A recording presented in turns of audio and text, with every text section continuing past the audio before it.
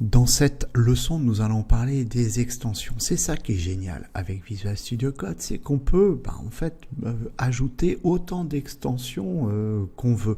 On a vu déjà, hein, pour en mettre, on avait fait au niveau des thèmes, mais vous allez voir qu'en fait, on peut mettre des extensions comme on veut très facilement installer, désinstaller des extensions dans Visual Studio Code. Allez, c'est parti. De retour sur notre IDE. Alors les extensions, c'est où? On se rappelle, c'est ici. Voilà, vous voyez, quand je vais dessus, j'ai le petit menu contextuel qui me dit extension. Donc je clique dessus, pouf, j'ouvre le volet extension. On se souvient d'ailleurs, pour le langage, hop, pour changer le langage, je tape French, hop, je tape French, j'ai French Language Package. Si je clique dessus, voilà, il est là et d'ailleurs il est installé. Donc si je voulais le désinstaller, j'ai juste à cliquer sur le bouton désinstaller et je désinstalle mon package French Language. Bon, ça serait un peu dommage quand même, je préférerais le garder. Alors je vais vous montrer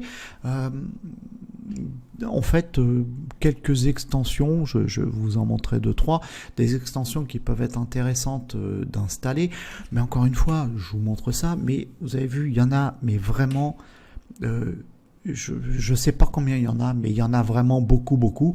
On ouvre le volet des extensions, on a un petit moteur de recherche, on fait une recherche là-dedans et on trouve l'extension qui nous intéresse. Donc on va pas évidemment toutes les passer en revue parce que ça il n'y a pas d'utilité, puis il y en aurait beaucoup trop.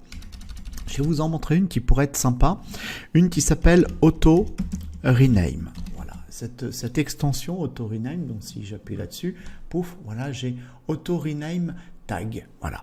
Alors je vais pas l'installer tout de suite. Pourquoi je veux celle-là?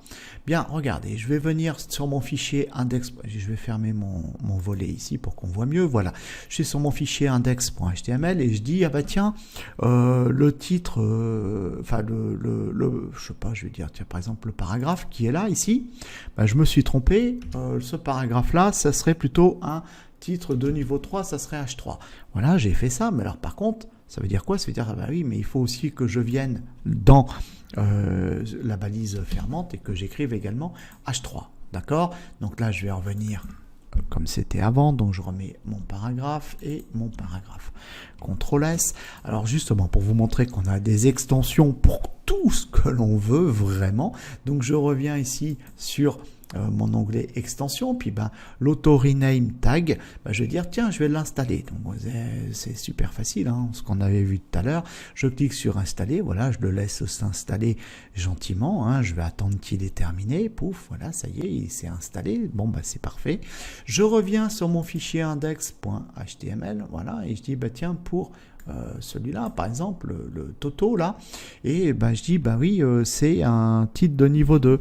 Et j'ai sélectionné mon chevron, l'élément de mon chevron ouvrant, je vais écrire H2 et automatiquement, vous avez vu, pouf, sur le chevron fermant, ça m'a mis H2. C'est pas grand chose, hein, mais voilà, c'est une petite extension qui me permet de pouvoir, encore une fois, coder plus rapidement, ne pas me soucier des détails. Voilà, c'est des petits plugins, des petits programmes comme ça qui me facilitent la vie, donc autant se faire plaisir, autant s'en servir. Peut-être que vous avez déjà installé, peut-être vous connaissez par exemple la librairie jQuery. Peut-être que oui, peut-être que non, je ne sais pas. Mais ce qui m'intéresse là de vous dire, c'est que si on récupère par exemple la librairie jQuery, on va aller la charger sur le site de jQuery, qu'est-ce qui se passe? jQuery va nous dire, je te donne le choix, tu peux prendre soit le fichier complet, donc qui s'appelle jQuery.js, soit tu peux prendre le fichier jQuery.min.js. Ça veut dire quoi?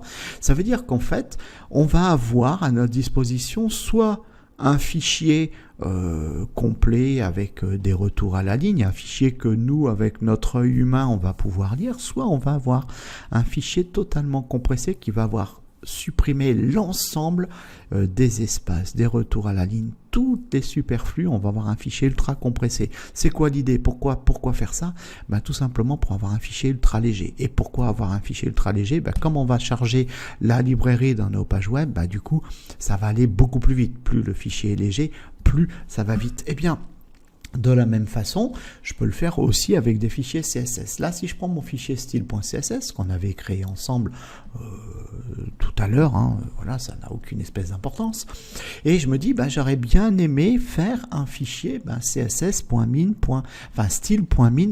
c'est-à-dire qu'en fait, retirer tous les espaces superflus qu'il peut y avoir dans mon fichier de façon à pouvoir le compresser au maximum.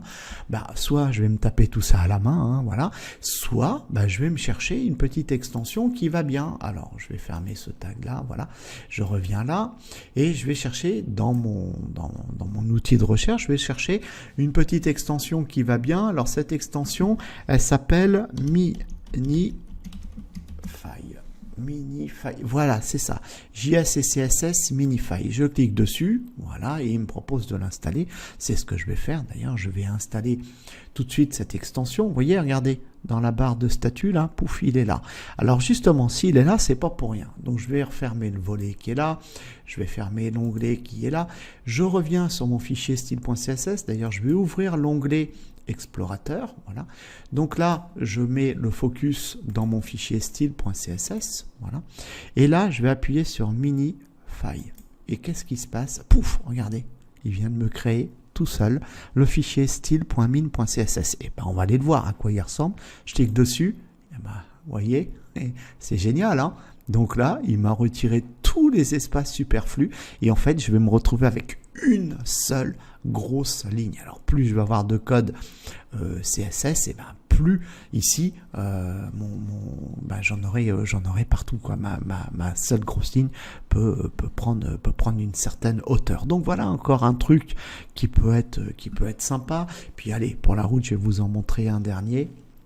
Donc je vais revenir dans mon explorateur ici, mon explorateur d'extension, et je vais aller chercher c'est Live Server.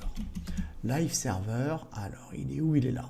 Voilà, Live Server, je clique dessus, je vais dire voilà, installer, pouf, je vais installer mon truc, je vais attendre qu'il est terminé, voilà, des fois ça prend plus ou moins de temps, selon le poids du plugin, du programme. Voilà, ça y est, c'est fait, il est installé, tac, allez, je vais fermer ça.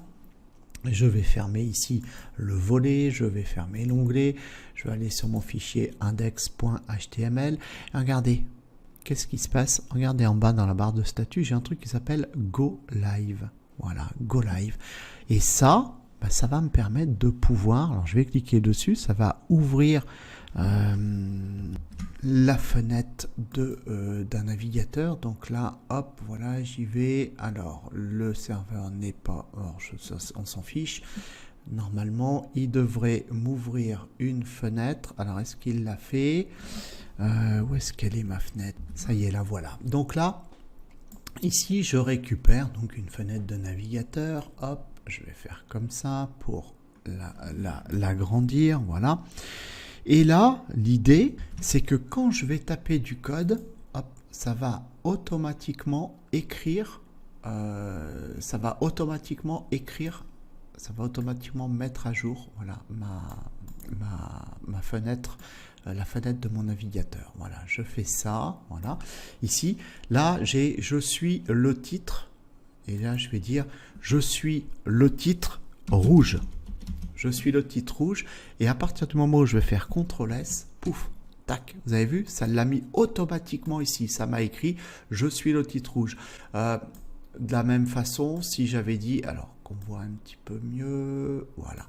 De la même façon, si là ici j'ai écrit Toto, je vais écrire Toto, Toto et Toto, peu importe, aucune importance, je fais CTRL-S, pouf, Toto et Toto. Donc voyez un peu l'intérêt en fait, voilà, qu'on peut avoir.